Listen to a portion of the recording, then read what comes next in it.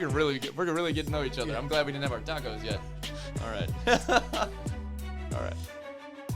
Good day, because I don't know if it's morning or afternoon when you're listening to this, but welcome to another episode of the podcast Get Local.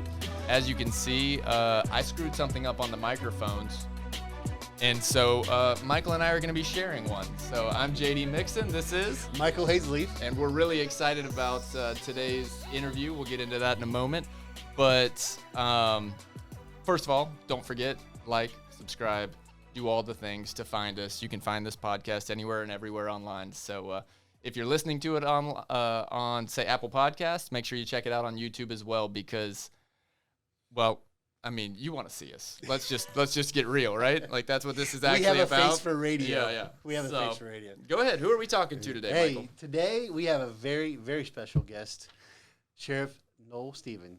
Welcome to the podcast. Thank you, sir, for being here. I know for a fact you've got better things to do, but thank you for taking the time.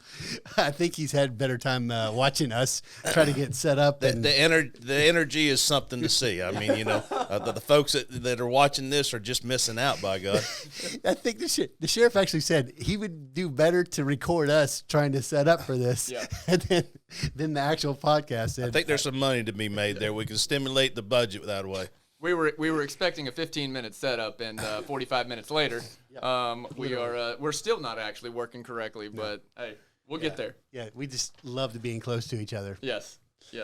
So, Sheriff, I know everyone knows you. You're well known in this community. Just a quick overview: 34 years in law enforcement, 20 plus years in command level or executive level experience, with 4 years as captain, 12 years as undersheriff, and this being the start of your second term as sheriff of Okeechobee County. Yes, sir. Completely, the entire law enforcement career has been with the Okeechobee County Sheriff's Office.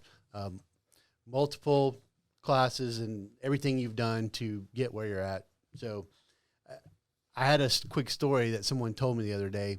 Actually, JD and I were together, and they were talking about you specifically, and it's kind of out of the blue, and it was someone they knew, a doctor that had been with you on several occasions doing some other activities in a professional manner, and he told them that Noel Stephen is the most dedicated person Okeechobee he's ever met. That's exactly how he used the term to the community, not only, and the sheriff's office. Remember, that was to Dave and Sue, and that speaks volumes to the person you are, and obviously your dedication to community.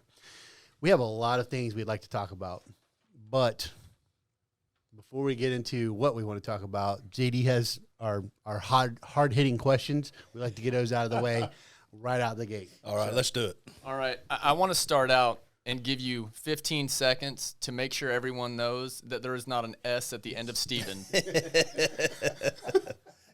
Yes, it's, but between my first name and my last name, it always gets messed up anyway. So I'll answer to just about anything, or just Spanky. There we go. Just say Spanky, and I'll say yes, sir. Yes, ma'am. So. All right, that wasn't technically one of the questions, but all right, first one, and I feel with your professional career, this is extremely important. It's a big one. The zombie apocalypse is coming. Who are the 3 people that you want on your team? I'll take Michael and both my boys, Corey Corey Allen and Cody. Man, I got the dream team. Nice. Man, that is surprising. I did not see you making the team. Clearly, it's because you're sitting here. He didn't. He hasn't seen me shoot. Yes. That's it. Well, you're not for entertainment because he's probably heard you sing, and that can't be it. I can tell you. I got to have somebody I can outrun. So between Corey and Michael, I should be okay. All right, there we go. Yeah. Everybody likes to name their vehicles. Do you remember what your first patrol car was, and did it have a name? My first patrol car was a 1978 Chevrolet Caprice, and her name was Ethel. I knew she'd have a name. Ethel! Was that like Fred Sanford Ethel, or was it? that was Elizabeth. That was Okay, Elizabeth. This is a big one. That's you right. know. Don't forget, Michael, the microphone's over here. Yes. Sorry. Oh, that's a good name. I like that, Ethel. All right. So next up, this one's a little more serious, but what was the best piece of advice that you've ever been given, personally or professionally? The wise old sheriff, O.L. Rollerson, told me, in the course of your day, when you're doing your job, perform it as if I was sitting beside you each and every time. So I try to pride myself on treating people, whether it was the bad guys, bad girls I was dealing with, or the citizens themselves, treating everybody fairly and nicely. Now, of course, if there's a time that doesn't happen and we need to dance, we'll dance. I'm a pretty good dancer, but I mean, it's always treating people like you want to be treated. That's excellent. So, and then you kind of mixed in the Roadhouse mentality there at the end, right? I'm Well, a big Patrick Swayze fan on the Roadhouse. Yes. Be nice until it's time to not be nice anymore. That's it. I like it. That's good. I think that's what I love about that piece of advice is it doesn't matter what you do personally or professionally. If you kind of always have that, that there's somebody else there watching your movements, watching what you're doing, maybe watching what you're putting on social media. I think we're all a lot less likely to put some stuff out there that that maybe we shouldn't. Yeah. Well, I think I believe this for a fact, that the way I treated people when I started here in 1987 in the jail, not necessarily dealing with the people. I was 19 years old, had a badge on my chest, cocky, going to change the world, and you got to listen to me. Mm-hmm. And I learned quick, fast, and in a hurry that wasn't the way to be. You had to treat people with respect in order to get that back. And that still, that weighs in every day. That being said, this is the office of the sheriff we're in today, and it never stops. By the radio, you're going to hear a lot of things in the background. Let's just get this out of the way. Hey, that's what it takes to be sheriff. So, hope that doesn't interrupt you, but that's going to happen today. Yeah. So, just get that out of the way. Do you have any more good questions? That was a really good one. No, that's it. That's all I have. Yeah. Nice. I mean, I can keep those questions going all day long, so we can come up with more. Nice. Well, wait. I would like to do one more. This was going to be one of my first questions, but I think this is important. It follows what you were just talking about. The field that you work in law enforcement, it is every day is not a great day, obviously, but it's a necessary. It's a necessary service that we need. So I was curious. I was hoping you could maybe give me your 30-second elevator speech as to why someone should be open to getting involved in law enforcement, and what kind of drove you into it. Well, it's just trying to improve the community. The retirement, the benefits, and something for my then firstborn, early born youngin' to be proud of me for. Giving back to the community that I loved. It doesn't always pay the best. There's some problems and tribulations that happen, like what's happening in society today. But we don't experience that here, fortunately. And it's very rewarding to help people and be somebody that they can rely on. Excellent. Yeah. Thank you. Yeah. Only 22 seconds, too. Yeah. So It was a fast elevator. Yeah. Well, and that goes back to exactly what I said before about that person who spoke about you. That was never meant to be gotten back to you. It just happened to go 3 parties.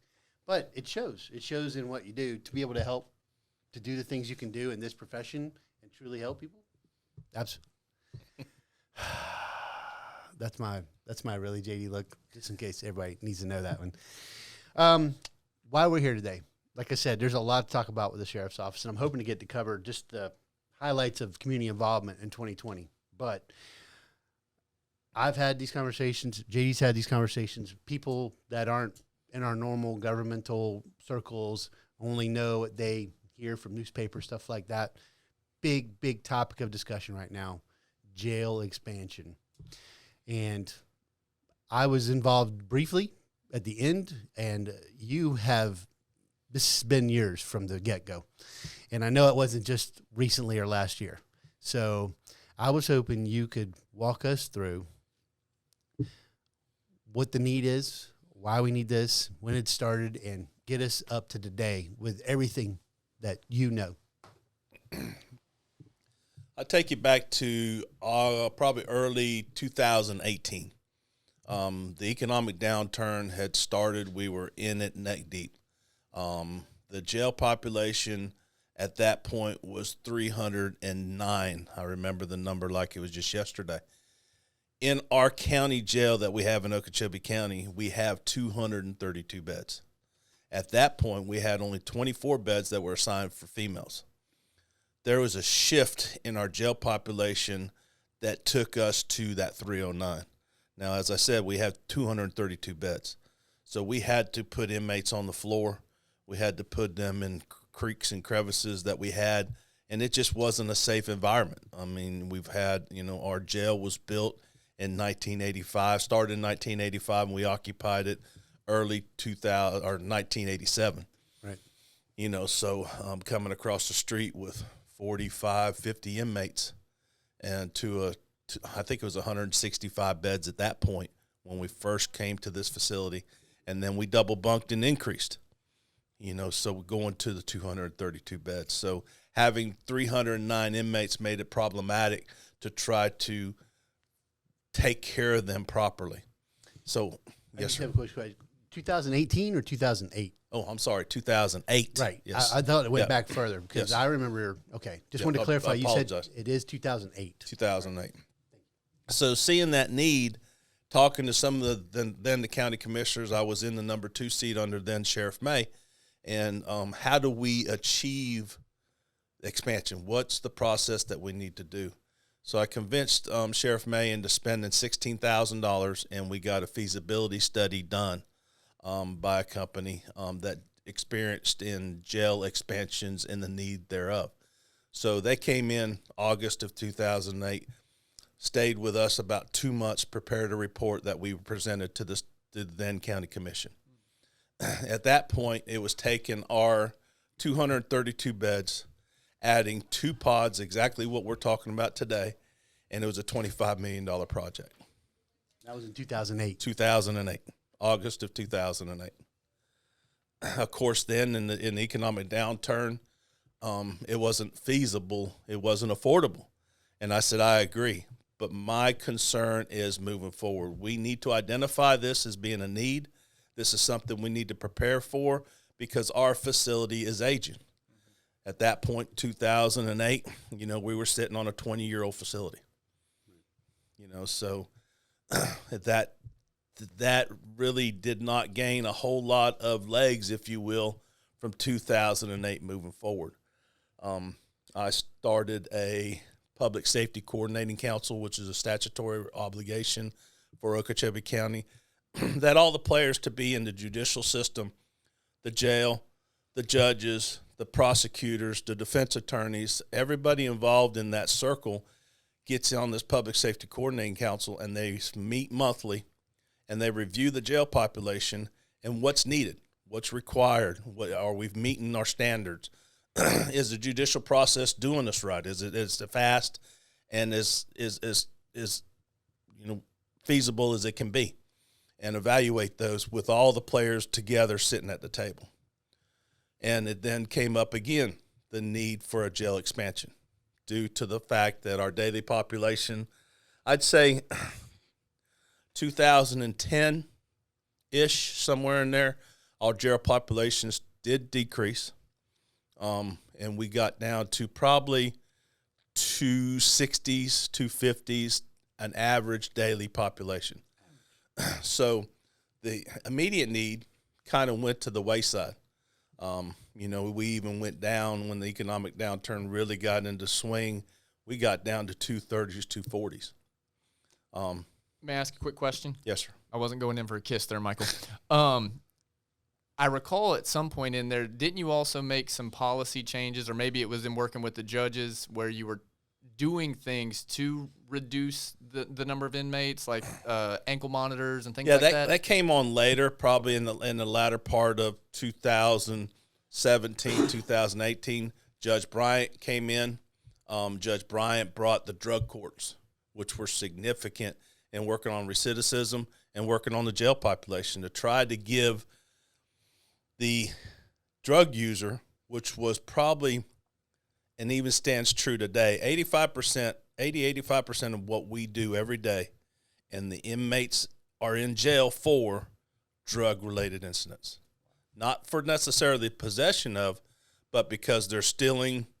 It's not the personal use stuff, that people claim to be. It's not marijuana. This is the highly illicit, illegal narcotics, felony grade.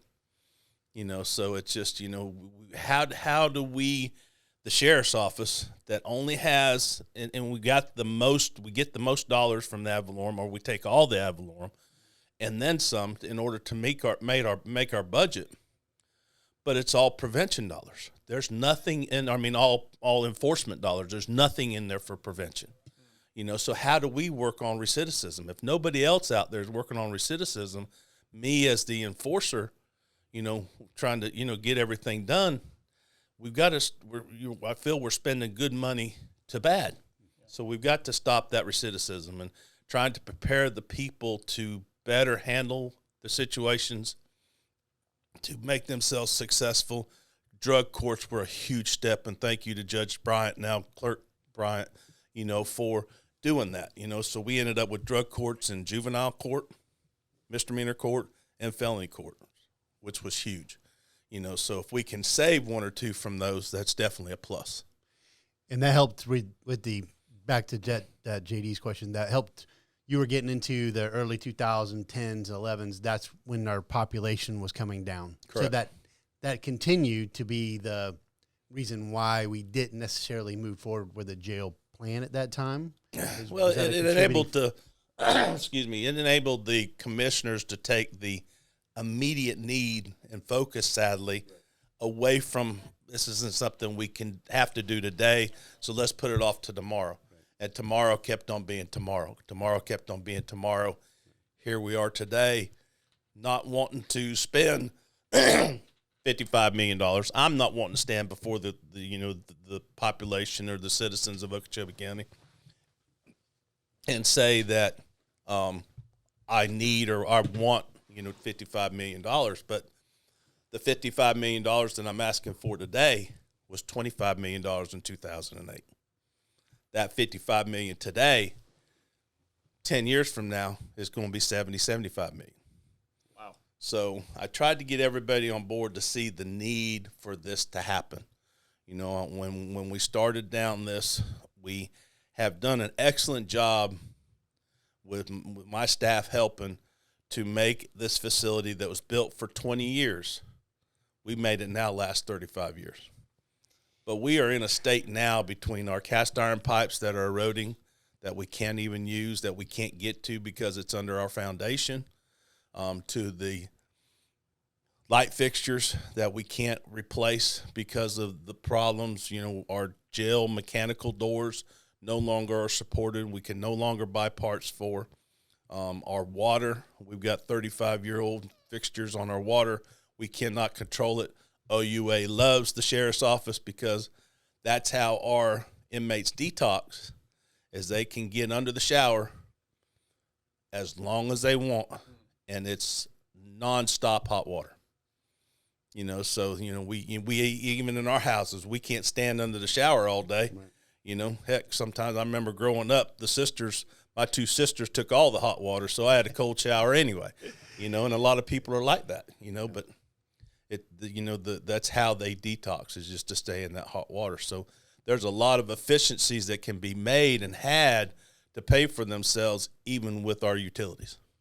And I think that you brought up something that I was not well aware of, and it's a common misconception that this was more about beds, was really where I was at. And I think that's what a lot of people think. It's about the number of people here. But what you're describing is just being able to have anybody, to have a bed, to have the current beds. It's the infrastructure that's the problem. Yes, sir. And even when the design of the current facility is, we have probably a third of our beds, because of the design of the building, that are under the water table in our backyard.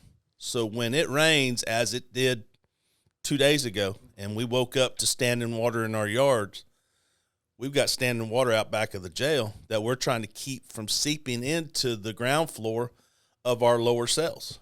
Why they designed this structure as such, and there was a misconception that I even heard that we could build upon what we have. Well, when our finished floor and our foundation is below the water table and we're taking in water, we don't want to add weight to the top of it, so we're in a debacle that it's, I think that we're evaluating everything. It's best to tear down what we currently have and start fresh with, the beds, and take our facility from 232 beds to 499 beds. Now, you mentioned in the first time you actually got the feasibility study done. The sheriff's or county dollars paid for that. Now we're at a place where another feasibility study has been done, correct? Where just a couple of years ago, this process started again. Yes, sir. And the Board of County Commissioners hired a company to come in, objective observer, if you will, and do a feasibility study on what we have and where we're at now. Yes, sir. And so how did that report turn out? They came in and with their engineers, both, mechanical and electrical and all those kind of stuff, and took a snapshot, one day thing, if you will, of where we were at for that needs assessment. Looking at space and the infrastructure that we had in place, and there was a grading of 10 being the best and 1 being the worst, and we carried about a 5 or lower average, I think, overall through that whole needs assessment survey by, business professionals, in the business throughout the country. I think our overall rating was a 4.8, if my memory serves me right. The space that we were occupying, for the booking desk was about half the size that it needed to be to today's standards. I can't remember exactly what our space was and the amount of square footage that we had. Let's say it was for 9,000, square foot that we currently had. And they said by today's standards, we needed twice that. So we looked at everything throughout, not just the jail, but for law enforcement, for our CID, IT, all those kind of spaces to see the efficiencies. Because what we wanted to build was not just something to take care of us today, but something we can, using taxpayer dollars wisely, something that's going to give us some longevity, right. 15, 20 years, so that's the way we looked at it. Kind of expound upon that. I pulled that up, and 5 is what they consider marginal. It's 10 is, great. 5 is marginal, and anything below 5, you start getting into unsuitable and unacceptable. And, that's where we fell a lot of times. And not only was it the jail, but the other side of the house too, which is, like you just said, alluded to, the patrol side. So I think a lot of people don't realize that this jail expansion is not only a jail rebuild and going to double not only the population abilities, but able to keep our resource, our personal services at the staffing levels we have now because of updated abilities, as well as put the infrastructure in place that we won't have these problems like we're having in the future. All that combined with the fact that we need to be we have twice as many people in this building than should be. Correct. Is basically what we're at. So there's a lot of factors, and that's, I think, the number one thing that people just don't understand. And you undersold it. He does it all the time, and I've said this to him before, and I'm going to say it publicly nicer. You've done a great job, it's a double-edged sword, of keeping this place running during all this time frame. But now it's like, it's a sense of urgency. It's not like we need to think about it any longer. It is this point, and that's why the commission realizes it, everybody realizes it. Nobody wants to spend tax dollars. I'm a taxpayer. I don't want to spend tax dollars. But if we want the service, we've got to be able to provide it. A lot of people, as you said, they hear things, and social media being the beast that it is, depending on what you want to listen to or believe, but today's population in our county jail is 275, and our Constitution states that we are innocent until proven guilty. So we just can't take an inmate, a law violator, and put them out back under a tent with no AC. We've got certain things that we've got to give them. We've got to give them medical attention that's medically required. We're not filling teeth, but if they got a toothache, we'll pull it. So we got to do those kind of things. And dealing with the drug users that are mostly committing crimes today, it's a costly endeavor. And then because of the courts being what it is, we've got a 7-month average of somebody getting to court to be heard for their criminal violations. So it's a costly, endeavor. We have our daily per diem cost of housing an inmate about $72 a day. I'm very proud to stand on that, but the national average for an inmate is right about $100 a day. So we're well under the national average, and I'm proud to say that, but that's just from the job that our men and women do here. So we do as efficiently and effectively as we can. But that being said, if we can take that 7-month time frame and move it to 3 months, trying to work on this stuff and trying to get the system to fix itself. I've started my 34th year here at the sheriff's office, and I'm still chasing and arresting people that started their criminal careers when I started my professional career. I've got a retirement. They don't, but they should, because some of them got more time than I do, and it's, we all make mistakes, but it's when they've continually, 50 felony arrests, 20 felony convictions, and we're still spending taxpayer dollars. We need to take a look at some things. We need to, work on recidivism, give them some better tools, or enhance the penalties, or both probably, to try to fix this. The taxpayers, we all have to pay for this service. Well, I know we need a new high school, and we need, and it's been said, spend the money towards our kids than our inmates. I agree, but this is a necessary evil that we have to pay and we have to sustain and support moving forward. We spent, I think it was $6 million on this facility we're sitting in here today 35 years ago. So we haven't really put any money to this facility, and we're on the borderline of complete failure, and I don't want to see that happen. Absolutely. Just trying to figure out which question. Okay. So I feel like you've walked us through a pretty summarized, appreciated view of how we got to this point. And I think you've pretty well thoroughly explained the needs of the whys. The next steps is, if my understanding is, the commission has voted to move forward, or we're in so that's basically where we're at now, is to move forward and start the process.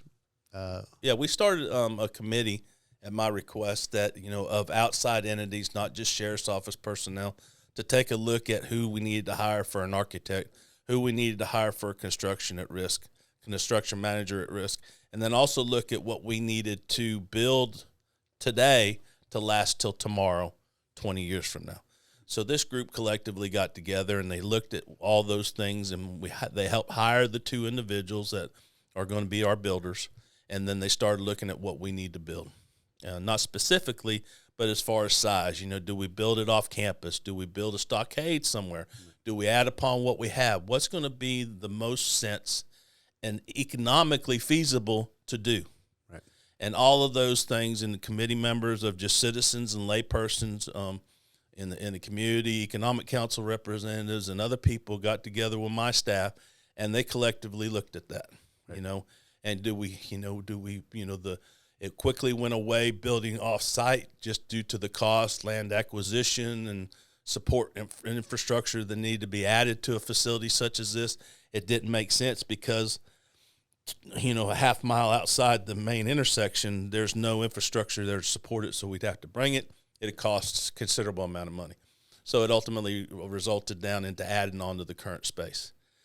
Adding on to the current space, do we add 1 pod? Do we add 2 pods? Do we add on to the sheriff's office? What's the best way to do it? So ultimately, the group collectively, Reader's Digest condensed version here, said that it's best now to spend the 55 million, build the whole project, build it right, to sustain the sheriff's office 20 years into the future. Because at 55 today, is going to be considerably more, because they figured out, based on the feasibility study in 2008 to 2020, when we started this, there was an increase of about 6% a year. Right. And that 6% is only going to continue and probably increase moving forward. Yes. So it's, it's not $100 a square foot, like, trying to, I don't even know if you can build a house today at $100 a square foot, but sadly the confines and the secure facility cost for the jail is right at currently $500 a square foot. Yeah, it's a totally different. It's not the same as a house. You build it. Every wall has to be solid. I mean, you can't have just drywall because they can get through that. So there's a lot of factors in that study. I got to see that exactly what you're talking about. They showed the costs for building completely new offsite, and by the time they figured it all out, they even broke it down to cost per inmate. And in the long run, this method, I think it was P was the project number that they chose, and that's what you'll see on there of things to the commission, Project P. And that was the one. It's a combination of new and renovation, but it's going to be the best bang for the dollar long term, give us the best opportunity for expansion or for new without having to do anything else, and grow if we have to population-wise in the jail. But also the infrastructure will all be in place within the renovated property as well. So that's a huge one. And that's where the commission's at today, is this, they understand that that's where we're at, but how do they afford it? How do we, what revenue streams are the county commission going to use to fund this mechanism? How, do we, they went past the deadline in order to do a referendum, to fund it with a bond. So there's other matters and ways that they're looking at now to how to, to address that, to have that affordability, to know what revenue stream they're going to use to fund the loan that they need to do to build this jail. And that's basically where we're at now. Correct. Good. So I want to actually take one step back. You had mentioned that right now we're at about 275 beds. Is that correct? Yeah, there were a lot of bed numbers in there.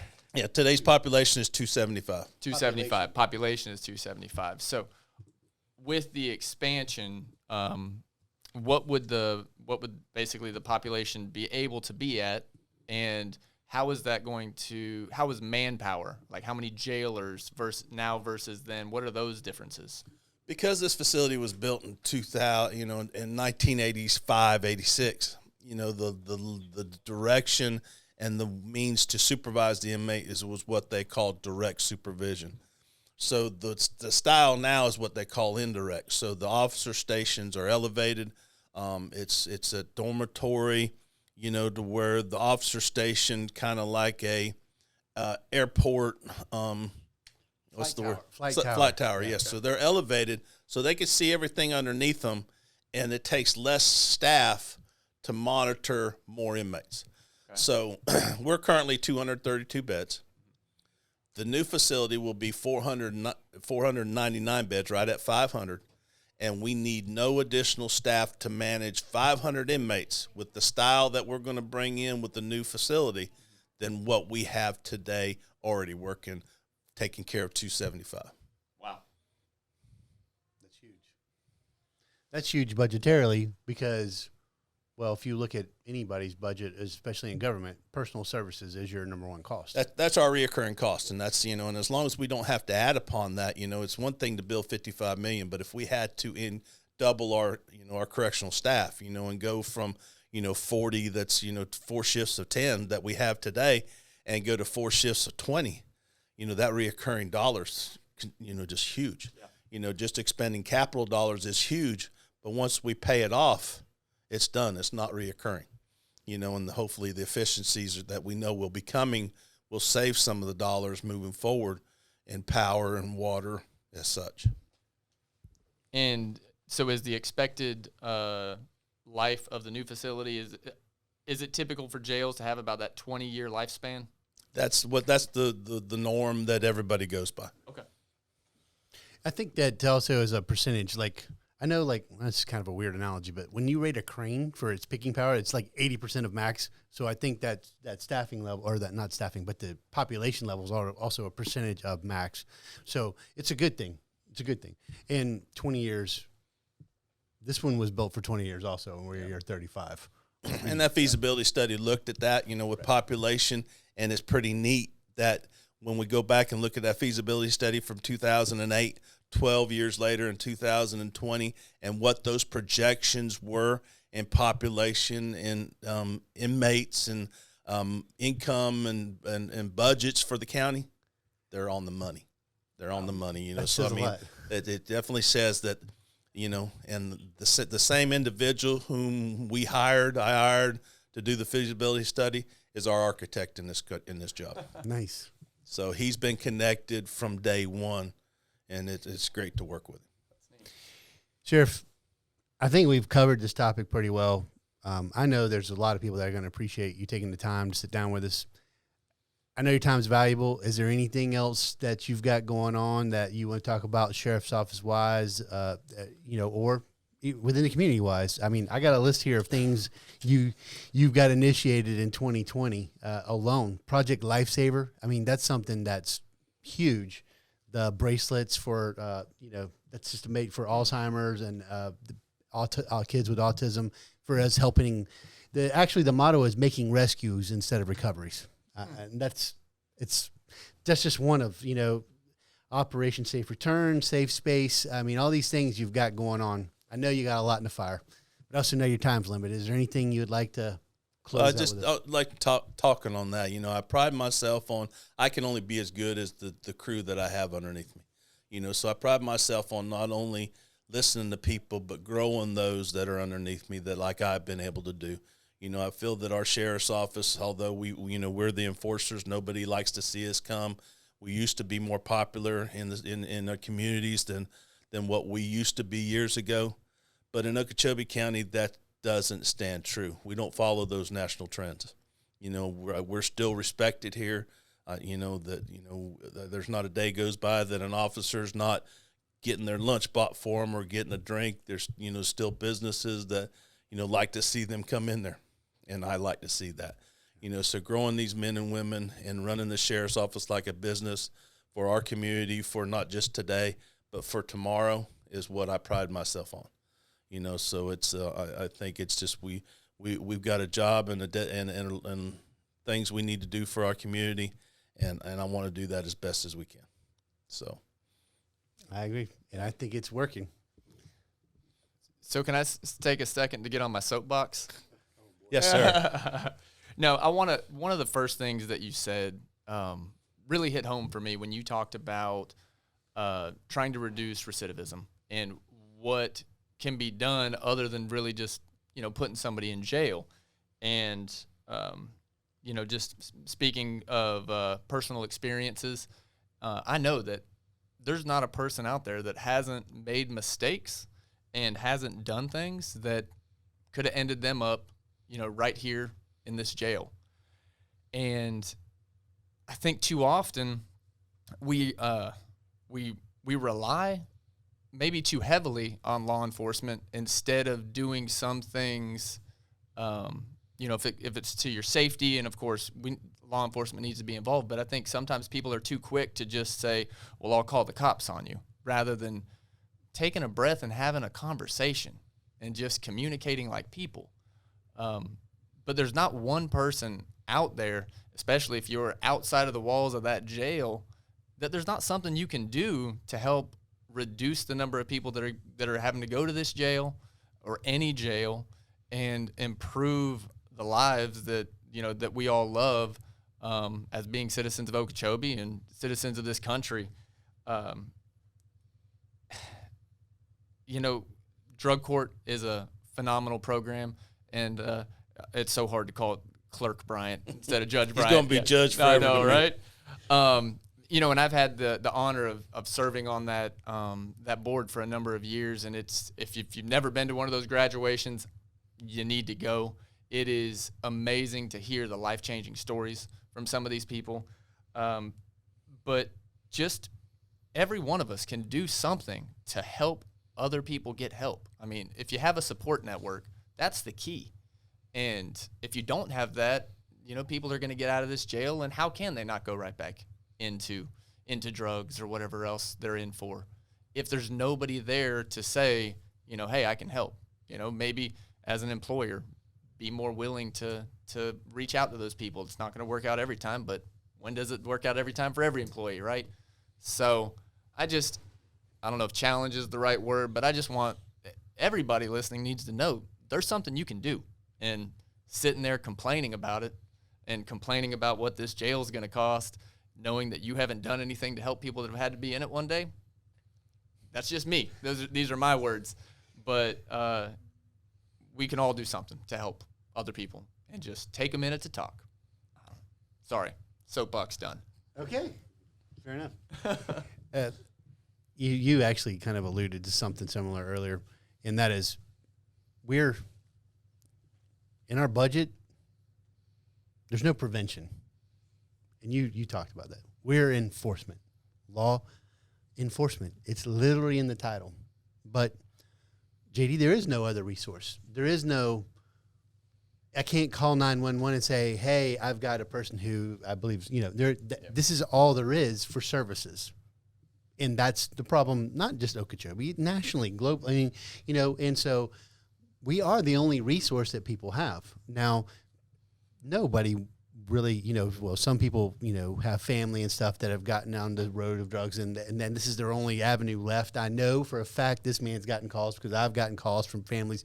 Can you please get my son and daughter or whomever into jail before they die, because I'm worried about them living.